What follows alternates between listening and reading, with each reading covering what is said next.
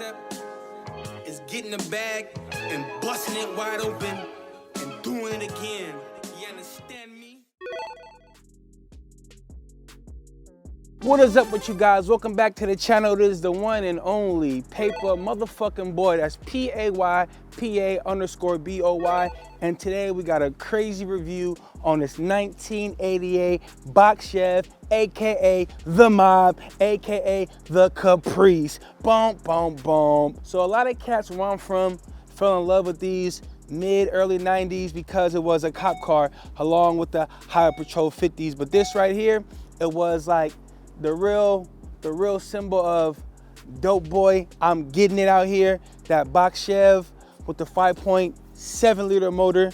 It was just real heavy. It came with a special transmission. It came with a bigger motor than stocks. A lot of stock ones came 4.6s, but just like the 5.0, it came with different specs, like these hoses that came a special color green that was for high pressure radiator heat, power steering. It came with a high heat temperature radiator hose, power steering hose, and a special AC hose, matter of fact.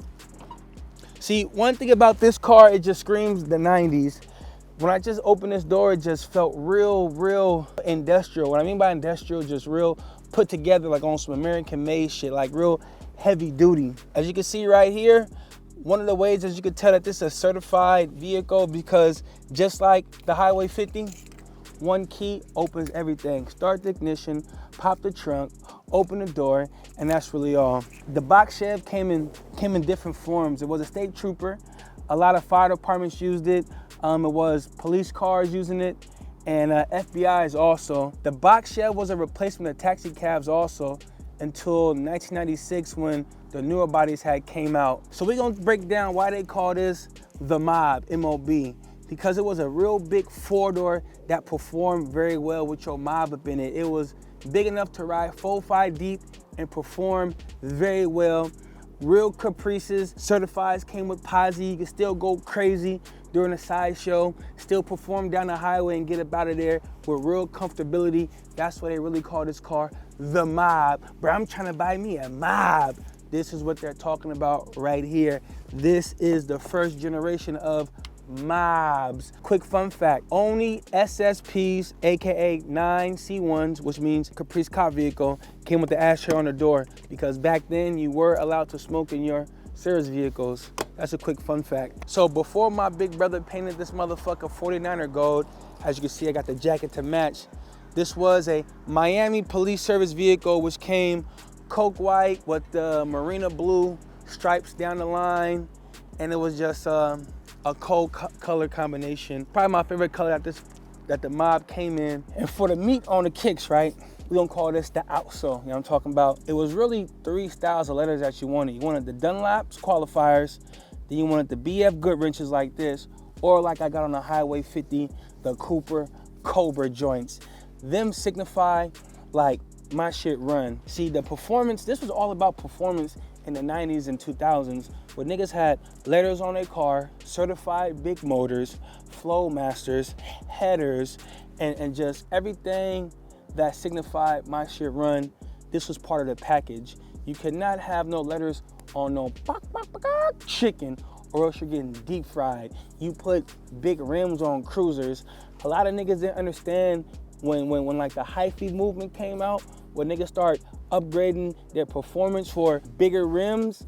Niggas was killing the transmission because it was so much weight on that transmission. It was just killing it, and a lot of niggas didn't know what they was doing to it. But me as a young nigga, I knew not to put no big rims on no high performance vehicle and expect it to perform at its best. No, never been me. So another way to tell that you got a real certified Box Chevy or a real certified Mob is that these cop cars only came with 3 interior colors. You can see this one right here, this nice Jiffy peanut butter sauce type. It came with a navy blue and a black.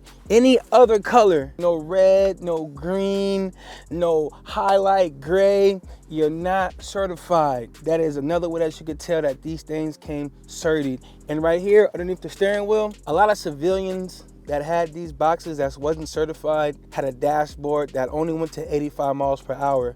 but the certified joint went to 115. And this is by Dakota Digital. This is a more improved, up-to-date joint because as we reach towards the future, cars like this get upgraded because the motor specs upgrade and other things like that happen. And other than that, it came with a special gauge, a gauge port that hold 3 gauges. It come with a volt oil pressure and a water gauge right here, all in one print right here. Like the Highway 50s I gave y'all a review on, this also comes with a bigger battery because all this shit that it had, the computers, the extra lights, the intercoms, and all that extra electrical work, it needed to be powered by something bigger, so it came with a bigger battery and a bigger alternator. That's a quick fun fact. And just like the Highway 50s, SSPs, the button on the Box Chevy certified was relocated also from the glove compartment to the side right here for quick access. You understand me? Now, as far as interior, all certifieds come with these buckets like this or a split bench that you can move forward and back, but it's still benched just like this. Anything otherwise, a full bench that don't move back and forth, or you got buckets like this, you're not a certified box, buddy. You got. Now, I advise you to go get your money back from that nigga that sold you the false mob and call me. I know where one's at right now in the hood. As you can see in back of the driver's headrest, you see the cage that was embossed in back of this headrest. 2 things about this. Genuine leather. You see how long this thing been lasting? This is a 1988 joint. This is how you know that this joint was built in America. Built on pure, the long lasting of this. And right here, before my big bird took the cage out, this where niggas used to sit behind with their hands cuffed just like this on their way to jail. And just listen to this door real quick. That is the sound of a nigga going to jail. One more time. Call my mama! Call moms! First thing niggas do when they get cuffed, tell they nigga to call they moms. Niggas is suckers. And remember this, all SSPs, whether it's a Ford or Chevy, only one key unlocks everything. Boom. Behold, real Frisco shit. What do you see right here? 415s. That's 415, you understand me? Wrapped with diamond mat all around this motherfucker. You see how big this trunk is? This was another reason why niggas love these, because you could put so much shit up in these trunks. Look, 1 body, 2 bodies, and a 3rd body back there. Nigga, shut up. When it comes to the exterior of the MOB, that motherfucking mob, the Box Chevy, it came with minimum bling blow. I repeat, it came with not too much bling bling at all. What I mean by that is a lot of civilian mobs got a long strip side molding full of chrome right here, a bunch of just chrome right there. These just kept it nice and simple and plain. And as far as the 80s, where you can tell that you got an 80s model Box Chevy that's certified, it came metal like this. When it overturned towards the 90s, that's when it had like these plastic side mirrors. The life that they had gave the Box Chevy, they had a cool run, not like the 5.0s, which they had like a 20-year run, but these, they had like a 5-year run from 86, 87, 88, 89, and stopped production in 1990. And another thing too, some of the later models came true dual exhaust. This one right here is single, but it's still a V8 5.7 packing 190 horsepowers, down third, smacking, shift kit, skirting. You understand me? What we have here, ladies and gentlemen, is a small block 350 5.7 liters. Say it with me, 5.7 liters. So for the first 3 years, 86, 87, 88, it came with a 4-barrel. In the last 2 years of production of the Box Chevy that was certified, it came TPI, that's tune port injected. The reason why that they had to scrap it the last 2 years because it was bogging out and giving it just too much headaches. So the TPI was a much more sufficient fuel system. But this motherfucker got upgraded to the Holley Sniper. Real quick, anybody out there that's a real tuner that can tune Holley Snipers, make sure to get at me in the comment section. I need you, we need you. This motherfucker run, but I know y'all can make this motherfucker really run heavy in the Chevy. You understand me? Like I was saying about these hoses right here, you guys are probably wondering why are they different colors, like Gumby green, just like the SSP Highway 50. It came high temperature. This is for the radiator hose right here, and this is for the power steering, and this is for the AC. So these hoses right here by a company called Lifetime is built just for pure high performance and heavy duty. You really gotta be a goofy nigga or just a goofy female to fuck these up. These do not warp right here at the clamp. These do not peel. These are original. The car is 1988. So that just goes to tell you that these hoses are 34 years old. Did you hear what I just said? 34 years old. No warping at all. All these things need is a quick little spit shine, bing, and a back brand Schnubian. You understand me? Everything all original. Like I was telling you, it came with a bigger battery, and you can see this big ass motherfucking alternator right here. When you go to buy an alternator for these cars, any parts store, they're gonna ask you, is it a base model or is it a service package model? And ask for the service package model because it comes with not high performance, but it comes with bigger voltage that it needs to pack this car. You need a bigger electrical system to power this bad boy. Now, as far as the alternator, due to the fact that this motherfucker got 415s and a crazy ass sound system, it's beefed up to even a heavier ampage, 300 amps, with a double pack of batteries, yellow top Optimia, which is probably the best batteries you could have, not one, but two.